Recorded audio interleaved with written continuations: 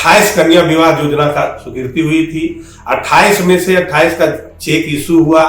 वह इश्यू होने के बाद ये प्रखंड विकास पदाधिकारी एवं उनके कर्मियों के द्वारा और बैंक कर्मियों के द्वारा वो अवैध निकासी किया गया। जो मृतक हैं उनके नाम पर जब ये 2022-21 में आए हैं, ये तीनों किस्त राशि उनके खाते में डलवा करके बैंक मैनेजर से मिल करके और उनकी राशि का गबन किए हैं। कुछ ऐसे लाभार्थी हैं जिनको सूचना नहीं है, उनकी आवास के नाम पर उनकी खाता में पैसा गया है और फर्जी तरीके से दस्तखत और टिप्पा मिलाया गया है, वो फर्जी है और फर्जी से उनकी अवैध निकासी कर करके ये पूरे मामला गबन रूप ले करके।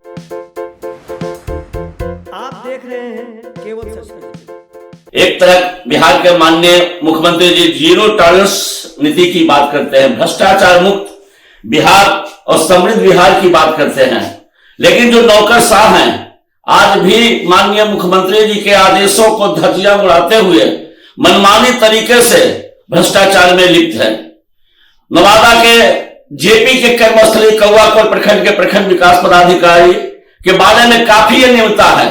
उन्होंने मृतकों के नाम पर भी उन्होंने इंदिरा आवास दे दिया है और कई अनियमितताएं उनके बारे में जानकारी मिली। जदयू के वरिष्ठ नेता संजय यादव जी हैं, विशेष रूप से उनसे जानना चाहूंगा कि प्रखंड विकास पदाधिकारी के द्वारा क्या क्या अनियमितताएं हुई, कि किस तरह का भ्रष्टाचार है। वो श्री संजय यादव जी हैं जो समाज सेवी हैं, जदयू के वरिष्ठ नेता भी हैं और प्रमुख के प्रतिनिधि भी हैं। संजय जी, आपका केवल सत्य प्रेस में आपका स्वागत है। धन्यवाद। ये कौवाकोट प्रखंड का मामला है। कौवाकोट प्रखंड में प्रखंड विकास पदाधिकारी सुनील कुमार चांद अभी वर्तमान में है। उनके द्वारा कई एक वर्षों से प्रधानमंत्री आवास योजना, कन्या विवाह योजना और कई एक योजनाओं में अनियमितता बरती जा रही थी।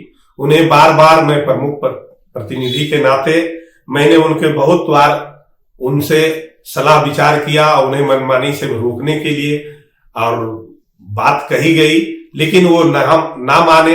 हमारे मुखिया जब नीतीश कुमार फरवरी 2022 में आगमन था तो उनके द्वारा और जिला के द्वारा कन्या विवाह का जो स्वीकृति हुई थी, 28 कन्या विवाह योजना का स्वीकृति हुई थी।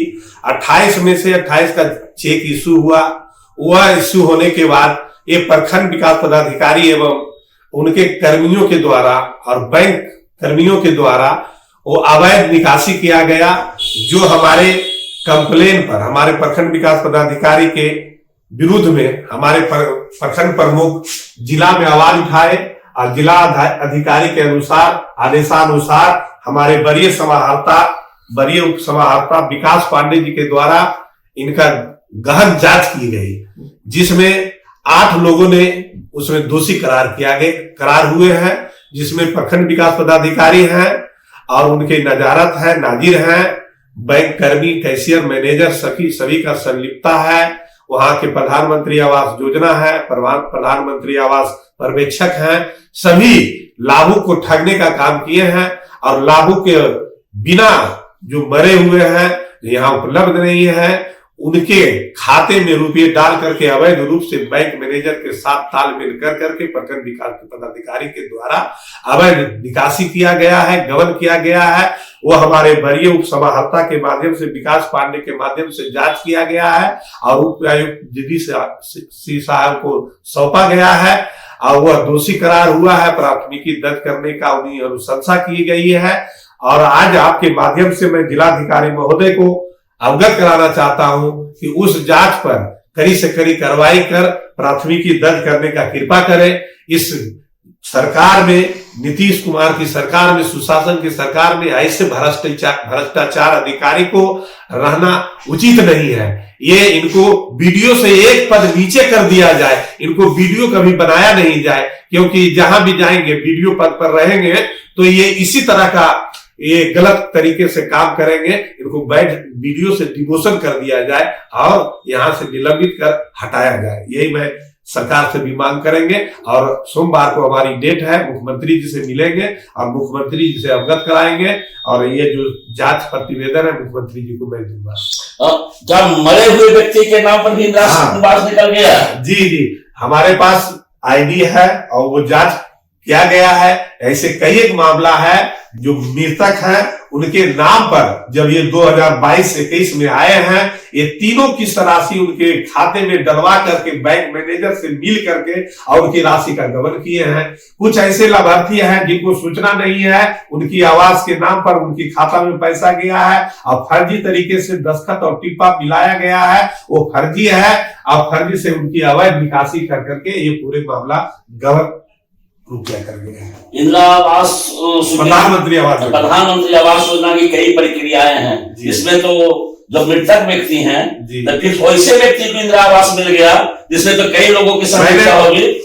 उसमें सहायक है इंदिरा आवास प्रधानमंत्री सहायक, प्रधानमंत्री पर्यवेक्षक, जो इंदिरा आवास पर्यवेक्षक कहिए, और प्रखंड विकास पदाधिकारी, ये सब मिली भगत है।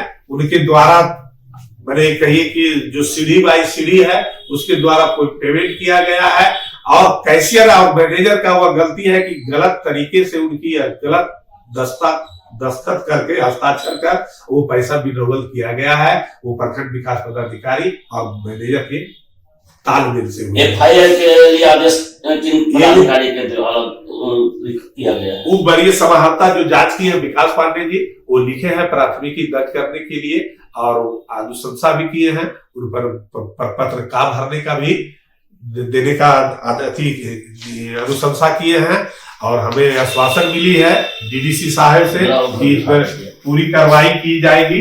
भ्रष्टाचार का विशेष जांच करते हुए ये प्राथमिकी दर्ज बैंक मैनेजर पर हुआ है, कैशियर पर हुआ है और उनके जो सहयोगी है प्रधानमंत्री आवास योजना पर्यवेक्षक, कौआकुल पर्यवेक्षक और सुपरवाइजर जो होते हैं, उन्हें सभी पर प्राथमिकी दर्ज करते हुए अनुशंसा किया गया है, कार्रवाई की जाए और उनके विभागीय कार्रवाई करने का। यानी भ्रष्टाचार के खिलाफ आपकी लड़ाई भ्रष्टाचार के खिलाफ है। हम नीतीश कुमार जी की पार्टी से हैं, हम नीतीश कुमार जी की शासन में ऐसा होने न देने के लिए मैं कदम उठाया है। बहुत बहुत धन्यवाद। आज दुर्भाग्य है कि मुख्यमंत्री के कड़े निर्देश के बाद भी जीरो टॉलरेंस की नीति की बात, भ्रष्टाचार मुक्त बिहार की बात करने वाले सुशासन की सरकार मुख्यमंत्री जी नीतीश कुमार जी के राज्य में भी ऐसे ऐसे भ्रष्ट नौकरशाह। अब आगे देखिए कि क्या उनके ऊपर कार्रवाई होती है या नहीं होती है। बड़े भ्रष्ट पदाधिकारी जेल जाते हैं या नहीं जाते हैं। बड़े पदाधिकारियों द्वारा तो उन पर FIR करने के लिए अनुशंसा किए गए हैं। देखिए आगे क्या होता है। केवल सर प्रेस से अरविंद मिश्रा।